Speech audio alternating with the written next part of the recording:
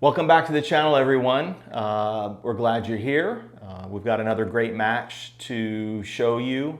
It's going to be between the world champion, Colin Cummings, and yours truly, Jacob Weissman. This is the finals from the last world championship. And so we're really excited to show you the high-level air hockey that took place and talk about it. What else is going on in the world of air hockey? A lot. Okay. Yeah, we have a lot of updates since the last time we did a video. Air hockey is kind of thriving right now in the play and the community. So I just got back this last week from the North Carolina State. Yes. The first North Carolina State air hockey tournament in the history of the sport. That's awesome. It's amazing. Yeah. A new state to have a state championship. It's been a long time. Yeah. Well, and they came in a big way. We had 88 people at the tournament, which is bigger than most worlds. Yeah. Yeah, it was a great tournament. I ended up finishing fourth. I won doubles with Avery Epernetsky. Wow. So that's unique. Yeah. Because I know you guys have been doubles partners a number of times previously, but it hasn't always come together. Yeah, it hasn't, but it did this time, and that's great. Yeah, he played great. I played, well enough. And who did you play in the finals? We played Colin Cummings and Jacob Munoz. Ooh, okay. And so that's a big update actually too. Connor's had a great kind of rise the past few months. The younger brother of Colin. The younger brother of Colin Cummings. Yeah.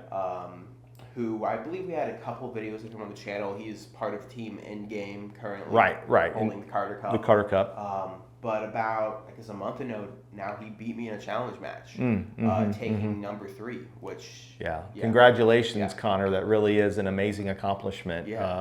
I know maybe it's only been a year, perhaps, since since Connor got back into the sport. And I said, when referring to who Connor Cummings is, as I said, Colin's younger brother. Well, who knows? At some point, we might be saying that Colin is Connor's older brother. You never know. So keep playing. All right, what else? Well, so Connor went from, I think, 12 to 3. That's a pretty... Yeah, that's a huge jump. Yeah. When I told you there was a player who went from 55th to 6th in his world ranking the past couple months. I wouldn't believe you. Well, it happened. So, to give you the full backstory, Brian Acrocco is number 6 in the world. Right. And he lost in a real back and forth grueling match to Chris Gibson, long time now, from my perspective, Houston air hockey player. Sure. Kind of perennially been trying to kind of break into the top 10. This is his first time ever holding a top 10 ranking. Okay. He finished. Congratulations. And before that, I think he was, I don't know what his ranking was, but I think upper teens, something like that. Then the following week, he agreed to play a match with Connor's main practice partner, Ben Heyman, who was played in some of the Youth World Championships back in the day at SRO in Houston.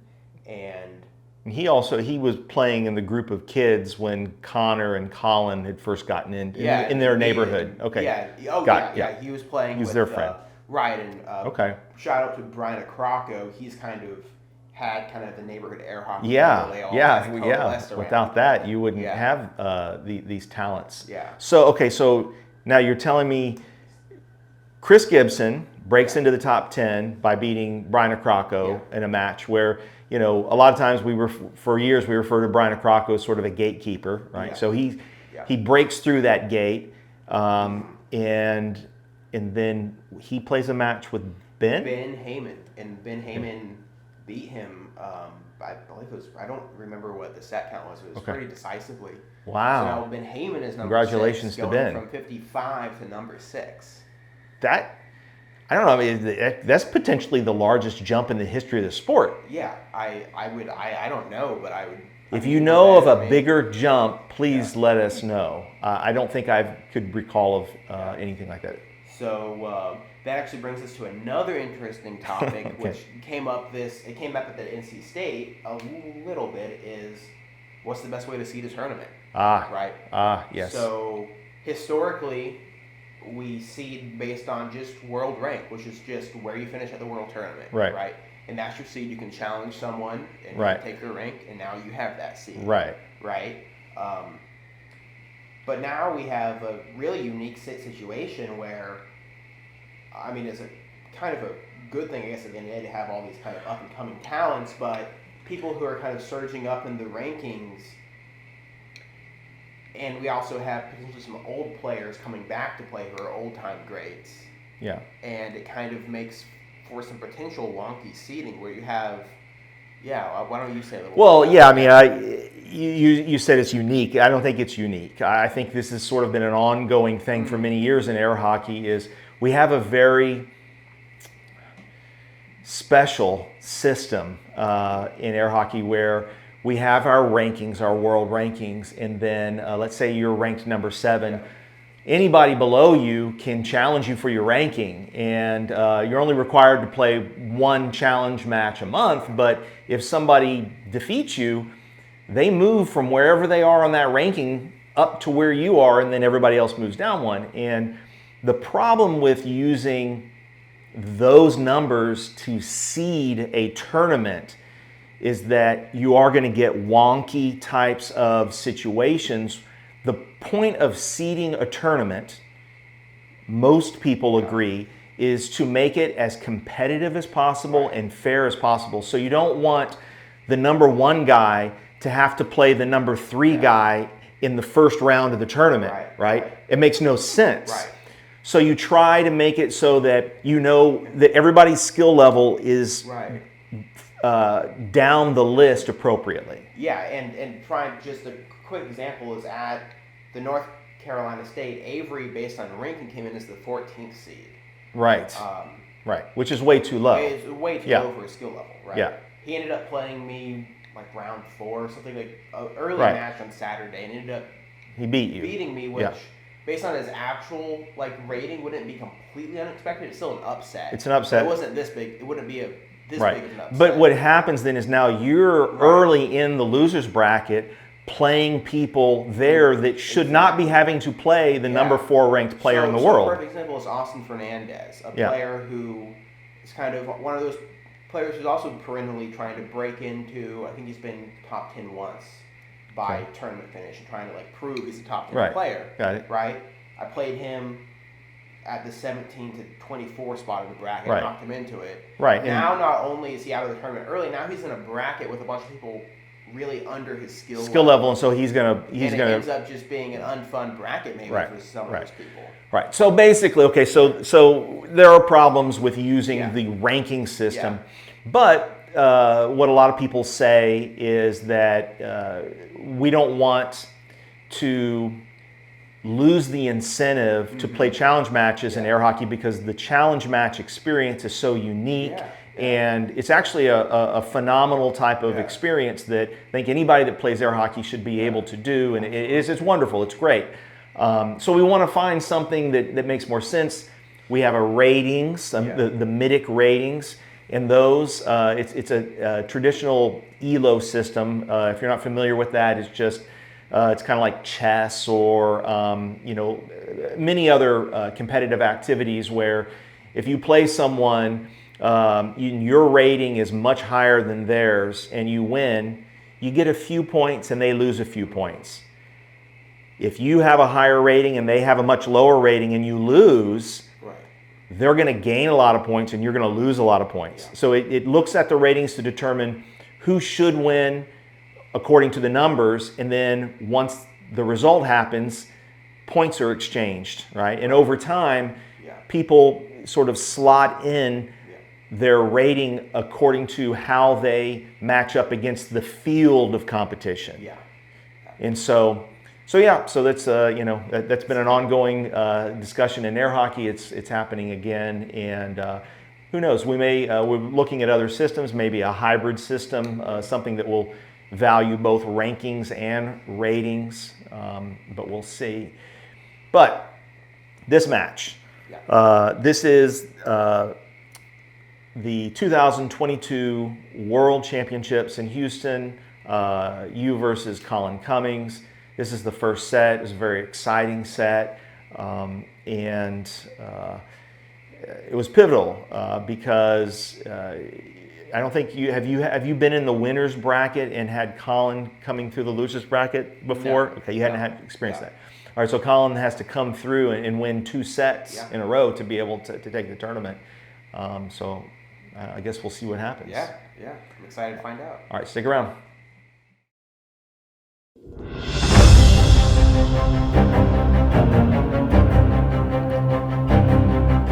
Welcome back, everybody. I'm Tim Weissman, and I am here with Jacob Weissman.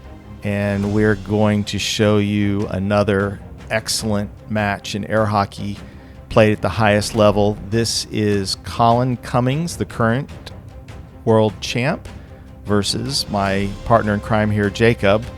And tell us, Jacob, what do you think about this match? Well, I was there, and it was awesome. It felt like kind of the highest level air hockey I've ever been a part of. So, yeah, excited to watch it back. Absolutely. And there's Colin Cummings. And this is the final set of the first set of the 2022 World Championship. It's Phil Arnold with the belt. I actually created that belt back in 2015 to give to the agreed upon puck. Is that correct? To give to the current champion to hold. Whenever you guys are ready. Colin has been holding it quite a lot since then. This event took place here in Houston, Texas, at the U of H Hilton Hotel. Players come to the ready. Referee is Joe Kane. Yep, and Puck is in play on my release. Across from him is Brian Quesada in the blue shirt, and he is the shadow ref. 1-0. That's right while under there. Thank you. Get things going. Off the table. Your puck. 1-0. Colin, you ready? In play.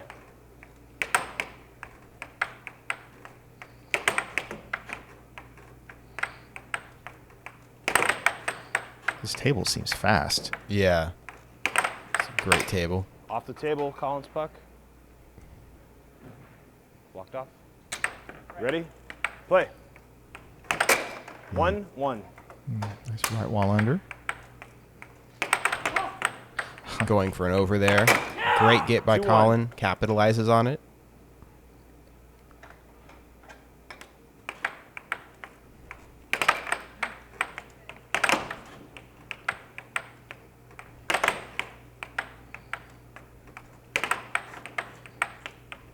Yes. 3-1. 3-2. Please hang on. I thought there was something on the table. Sorry. 3-2. In play. 4-2. And that's that right wall under. Yep. Time is called. Good. We get to look at it again. It seems like a deadly shot that he uses against you. Pulls it back. It makes it look like he's going to the left side and just. Yep. But we saw I froze there, and then I kind of pull to the wrong side of the goal. 10 seconds. You ready? Yeah, and that was a timeout. I guess we didn't hear you calling timeout. But anytime I've noticed with Colin, anytime somebody calls a timeout against him, he does a really good job of just staying focused, staying in the zone, and just waiting.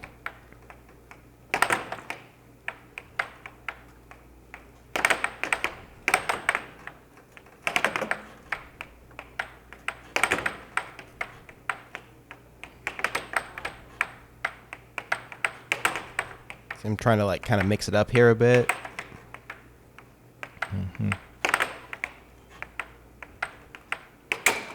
4-3.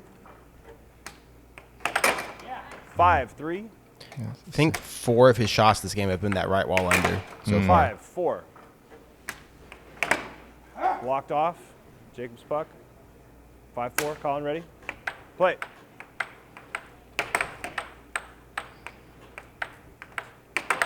So Colin's going for is he going for his 7th USAA World Championship title at this event? Over. Mallet was over. Yeah, I think 7th USAA and 10th. Right, and 10th total. 10th total. Right, 3 with the AHPA. Let's look at this replay here. Colin got called over, but you didn't agree. And he sure is over. So you gave him a free puck, free possession. But it's hard. It's so hard. Yeah, it's hard, and that's really until this Worlds. I didn't really even know that your mallet being fully over was a foul if it didn't touch the puck, even though it's kind of obviously is when you think about it. But it just is rarely ever called or enforced. Right. Yeah. But as you said, it is the rule. I mean, it's in the rules. Yeah. Yeah. Yeah, and so good call on great call by Joe. Being able to see that. Yeah. No one else did. Point 4. Ready? Including me. Play. Yeah. Nice Point cut. 5.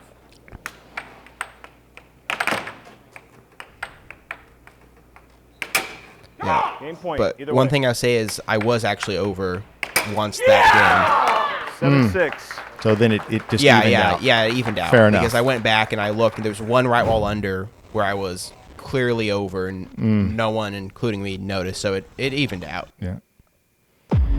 Good cut by Colin to win the first game. Yeah, absolutely.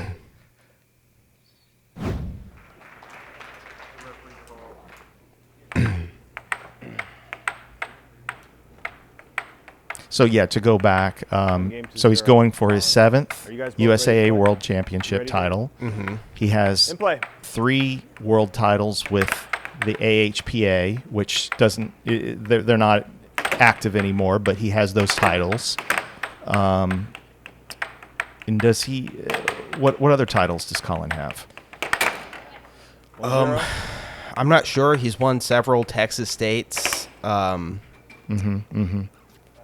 I don't know. There's not really much. There haven't been a lot of states. Yeah, there haven't in been recent a lot memory. of states. Yeah. Colin's puck. And I guess Jacob's puck. Minor charge.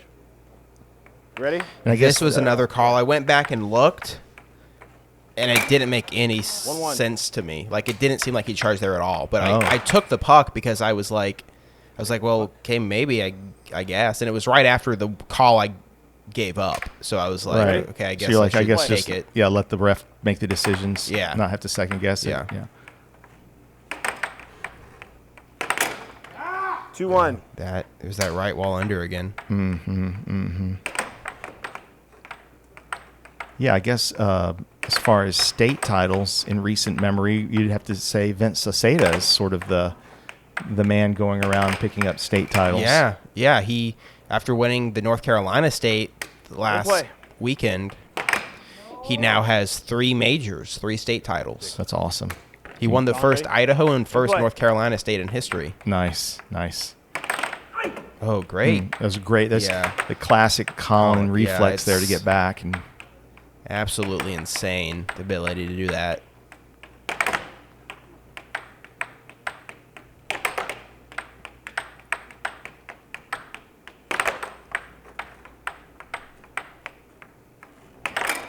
Two. Right wall over by me there. Unforced error. Over. That was over, for sure. Wait. Mallet was over. Thank you, Brian. 2-2. Okay, let's take a look at that one. I wasn't sure. Yeah, there's another one where in the moment I didn't feel it was over. Oh, it did look like it was over. There we see just a little bit of daylight. Yeah, definitely over. Yeah. Interesting. So Joe is really showing out as a ref. Yeah, he's 3-2. That was an amazing right wall over. Yeah. You tried to I tried right to all do it over him back. but, That's the classic. Yeah. And he's like, no, this is how it's done. Yeah. It's almost it almost feels unfair, like being able to hit those right wall unders on me and then just hitting perfectly accurate right wall overs from the same exact spot. Yeah, but I'll have to push back a little bit. I don't think they're Well, the it's not same spot In play. or the same release. Yeah. I Yeah. think that 5-2. it's just I'm it just- feels like yeah, it. Yeah. Time is called. Yeah. It's just so quick and accurate. You just have to be so mentally focused. Exactly. But yeah, this is what Colin will do. He just go on a run. 10 Suddenly seconds. you're Ready? down 5-2. 4-2. Play. Yeah. But I know that you've shown a lot of resilience in these 4-3. situations though too. Let's take a look at that. It was a nice left wall over.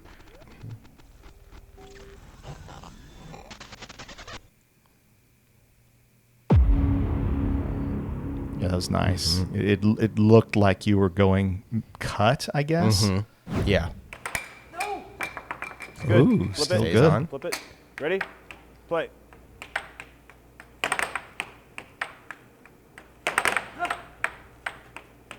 Both of those shots were uncharacteristically slower than normal. Yeah, Even I wonder that if cut he was slower than normal. going for an over maybe, and he kind of that would have been in. Double check. 4-3, 5-3. 5-3. Thank you. Ready? And play. Well, we were giving Joe all sorts of props, Yeah. and then he had to check on the score. But that happens to all of us. I Yeah, it's promise. hard. It, It's hard. It gets, especially you put all your energy into making amazing line calls. So he has to be down 6-3. Oof. Point 4. Now that cross, that's a really great shot that I'm glad to see you're adding in here, Game point because 5. it allows you to do that, which is to kind of go back and forth Blocked up. Ready? Ready? with cut And play. cross.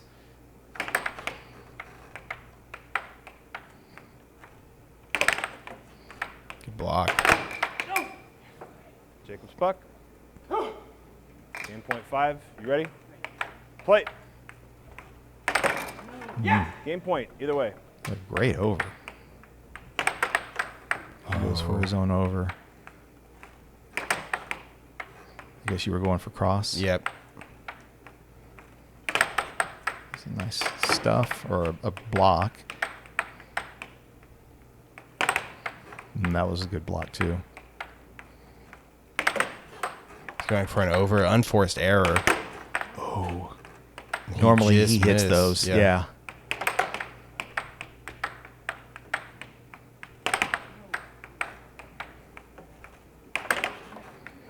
He wants that. He's going for Cut. that over. You think he was going for a cut? No. He's Oh, going for yeah. my cut. We see Oh, my I see what you're glasses saying. I see what- coming off Your there. glasses come off and you're just like, I'm not even going to put them back on. I'm just going to play blind. Over. Mallet was over. Ready? I guess let's Look take at a look this at one. this. Oh yeah. Oh, okay, Lord. Yeah, that It's one. amazing how How we don't. Yeah, how Yeah. fast it happens, and Yeah. yeah. All right, so And play. yeah. Oh. Charged.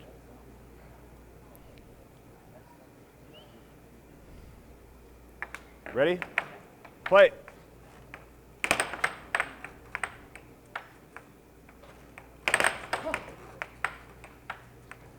You guys Off have the had table. a lot of back and forth Yeah. possessions. I mean, I hadn't. I wish I Yeah. would have thought to count. This is a lot of possessions back and And forth play. at 6-6.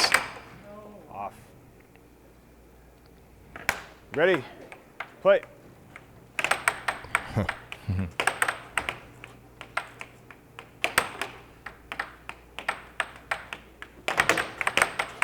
Wow. Wow. Wow. Oh. Oh.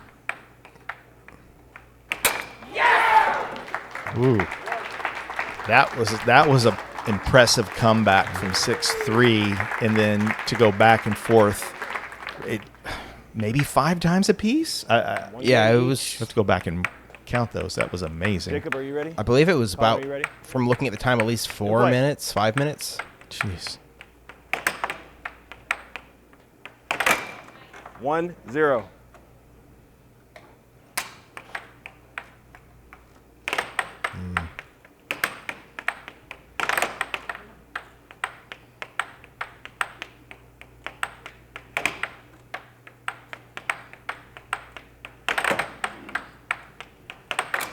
2-0. Great. Yeah, Great that's left nice. wall Yeah. over. Yeah. See that one again.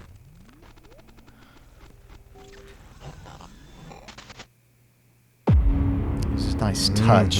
Yeah. It's just sort of a finesse. Yeah.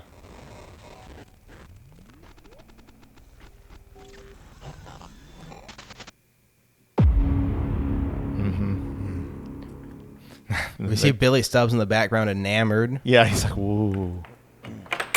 Oh, and you do your own left wall over.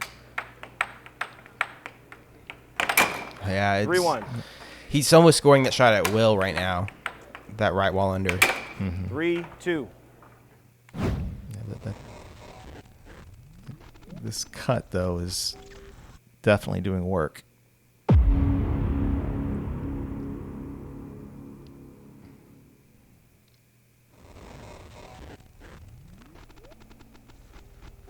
It looks, look, Billy's smiling at something here. Is he going to like this cut? I think he saw 2 left wall overs in a row and got excited. Yeah.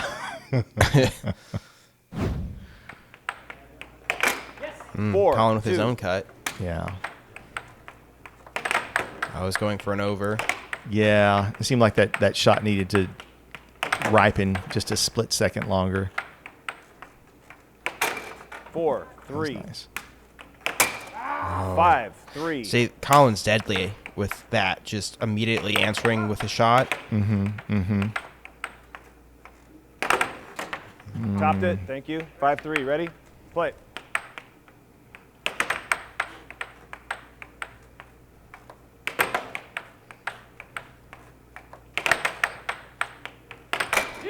Game point 3. Time is called. Yeah, and here you are, 6-3 again. That's just so hard. 10 seconds. Yeah. Jacob, you ready? And play.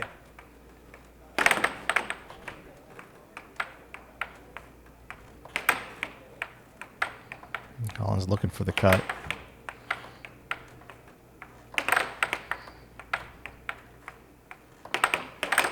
I liked it. I liked the choice. Just I played it back, and I think that last shot I did was over. Just barely. barely. Point 4.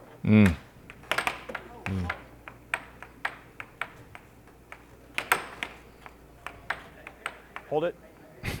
That off the table, please. Point 4. Ready? Play. He's losing his glasses. He's losing his. Oh, Game point 5. right wall under. 7-5.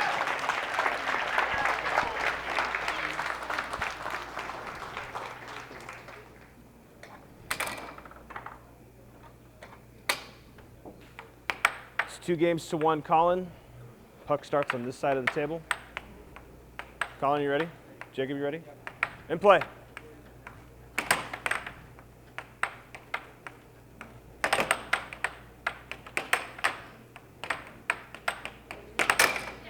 Yeah, and that's the right wall under, and you go back and take a look at it.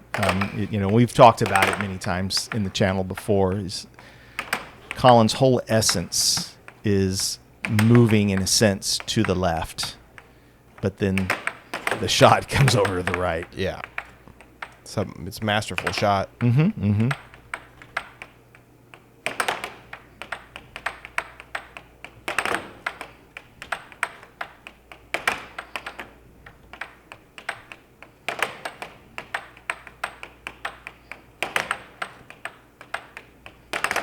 Blocked off. Ready? Play.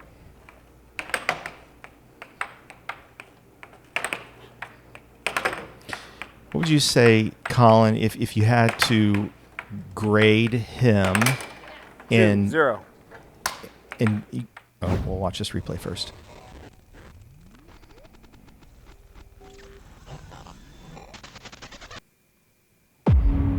Yeah, that's the Danny Hines. Yeah, it's the Danny Hines. Right wall over from far left of center. Yeah, great shot, absolutely. If you had to grade Colin on offense and defense separately, 2-1.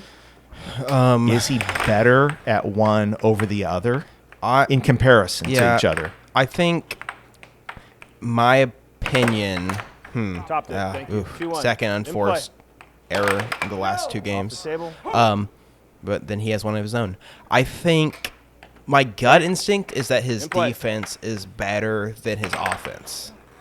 In comparison to the other. In Right. comparison. Obviously, they're both championship caliber, so you can't they're both really. 3-1. And it was interesting that I always really thought that it was Colin's defense that was just insane, and it is. But after watching this match back a few times, I think his offense is also just wild. Yeah, but you have to pick one. But if I pick one, it's his defense because it's harder for me to score on Colin than most people. Yeah. Okay. But I think more than anything else, what Colin is best at is always having. And see, here his timeout is called. This is what he does. Yeah. That's all he does. Yeah. And I was about to say, his razor sharp focus is what he has better than anyone else in the world. Okay. Blocked off. Colin, ready? In play. But it's also, 3. it's easy to stay focused when you're winning a lot and when you're not being challenged significantly. Do you know that from experience? I know that from a little bit of experience. And later on, when my skills declined and the field caught up, I found my focus was more of a challenge. Interesting. And so I wonder if when that happens with Colin, because it eventually will happen, it happens to everybody. It's just the way of nature in the world. Whether focus, 7-3. whether it'll be that searing and clear cut. Yeah. All right. Well, down 3-1. This is not where you want to be. No, I wouldn't suggest being in this position. Colin, puck starts on this side. Colin, you ready? Play. See if you can put something together here, and that's the. Yeah. I mean, they should replay that one. That's pretty much you can sum up that shot. It was a good block on my cut there. Jacob's puck. It's almost like he kind of started to guess wrong at first, but then he was just there to block it once he realized it. Okay. And that's that cross that I hadn't seen since much earlier when I said, "Hey, that's a good shot." That maybe that should be part of the attack. Yeah, I was trying a cross, but I was hitting it differently than this. Yeah, it's like a center. Yeah, it's not a traditional cross. Yeah, and I'm kind of fully cocking for the cut. Kind of neat. All right, so I'll ask you the same question related to yourself. Offense, better. You're better at offense than you are at defense. Yeah. Okay, all right. Yeah. All right. Ooh, and we got an overcall for you. We're going to get a replay on this one. This was a time where I didn't think I was over, but I was like, okay. All right, well, let's see. But let's see. Yeah. This was Brian Quesada's call. I'm thinking something's over. Something's over. Yeah. Yeah. Let's see. I think I might have hit the puck over when it was over, too. Yeah, I think you might have double fouled. I think you might have hit the puck over and your mallet went over. Let's see. Yeah, I mean, for sure your mallet's over. Yeah, probably hit the puck over as well. Yeah, it's a foul. But So you win some, you lose some apparently. Yeah. Blocked off. And it sort of just goes to show you how difficult it is to call the line in air hockey and how important it is for refs to be really focusing. I want to say another thing it shows, I think, is there is kind of a culture of honor in air hockey. Well, of course. And, you saw both me and Colin in this final when even though the call was right, when we thought it was wrong, we didn't give the puck up. Or we, refused to give the, right. So, for instance, Colin was called over. You didn't feel like he was over, so you didn't accept the puck, even though the ref actually made a good call. Yeah. Because you just didn't think it was right. Yeah, and same thing. 3-1? Yeah. So maybe, that's probably what they're discussing right now. Was he over? Was he not over? So that brings up the question: should we just say, all right, well, we're going to allow the refs to decide, and we're not going to try to second guess it, or? Yeah. Yeah, Is that I mean, what we should be doing? yeah. 4-2. If you're watching this, I think likely. 4-3. That's 5, just 3. yeah. Hard shot to block.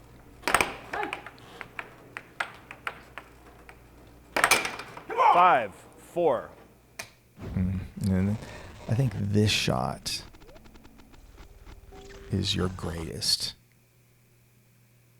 I mean, when you have that going, it's so powerful, so fast. And that's traditionally my difficulty with Colin is he Getting tends to stop my right wall. yeah. But yeah, once I get my right wall under going, that's when I feel Oh, you feel like I feel anything like can I- happen, yeah, right? Yeah, yeah. like you can just score anywhere because once they're worried about that, oof. But also, obviously, the cut plays off of it. I mean, they,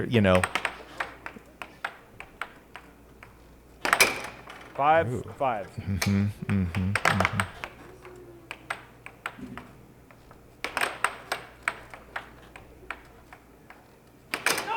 Game point, 5. that was an excellent choice of shot there. He was thinking cut or right wall under, and you go cross.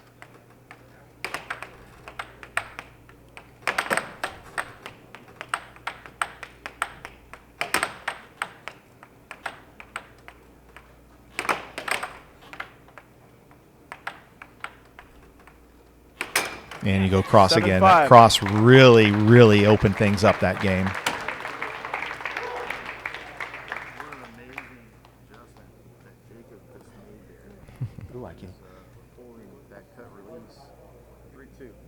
And that was Danny Hines, I guess, doing commentary, live commentary, talking about the 3 games to 2. adjustment Jacob had made there in that Colin. Jacob, game. are you ready? Colin, are you ready? In play. See if you can keep it going.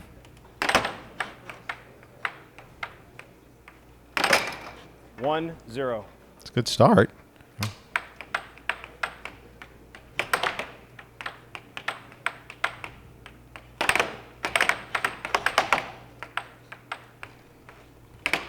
Yeah. 1-1. stops me. Yeah. I think you got to just, that's going to happen every now and then. The problem when that happens, though, is that sometimes we then start second guessing whether we should be doing that shot, Yeah. and that sort of throws things off.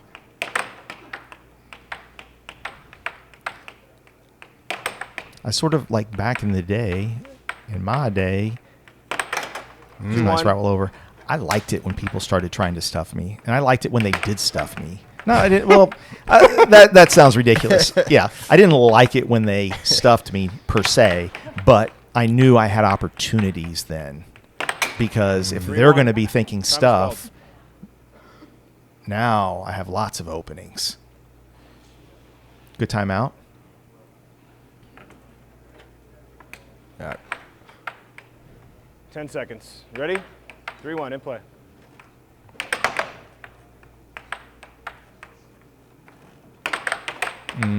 Just a little more accuracy on that. It was open. Yep.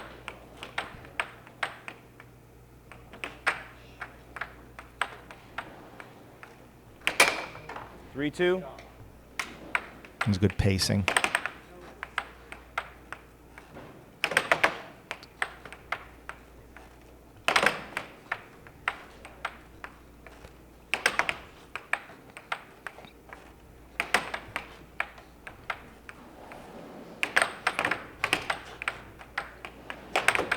Ooh. Oh, that's Yeah, that's unfortunate. yeah. That happens. 4-2. Nice cross. Yeah. It's a good block. Mm-hmm.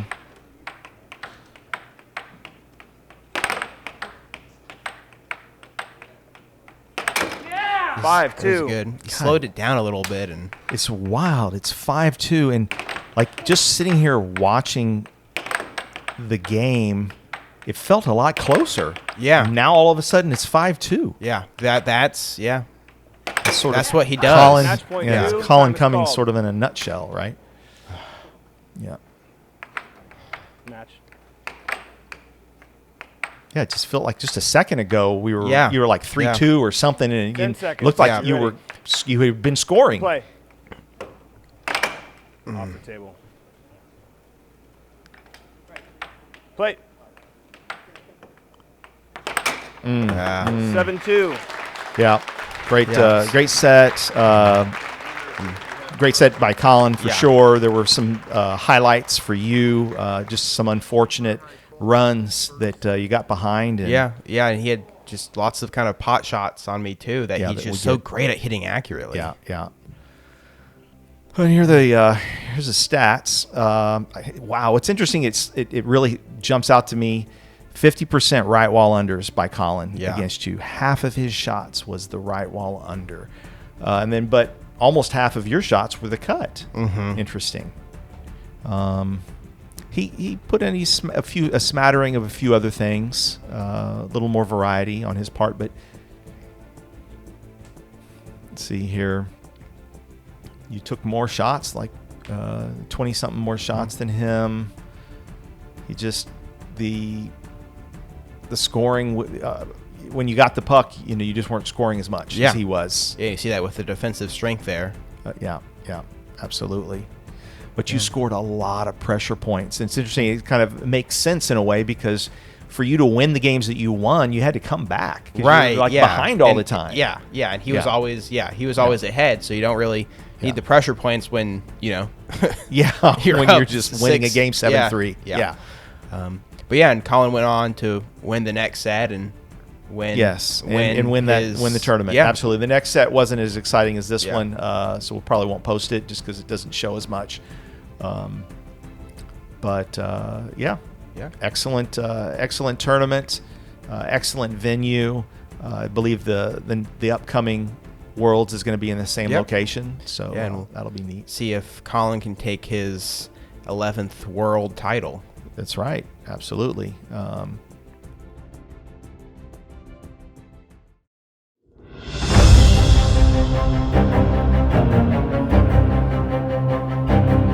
Well, there you have it. Another great match for you air hockey fans on the internet. We really appreciate the support. These videos actually are a lot of work, a lot of editing. We're not experts. We're pure amateurs, obviously. But we enjoy doing it, and we want to continue providing some content for all the folks that love air hockey. We know air hockey's small, but it doesn't have to be. So please share these videos, like, subscribe, all that good YouTube stuff. You got anything to say, Jacob, to finish up? No, just love air hockey. Absolutely. Keep playing. Keep watching. Keep playing, keep watching. All right, we'll see you on the next one. Thanks.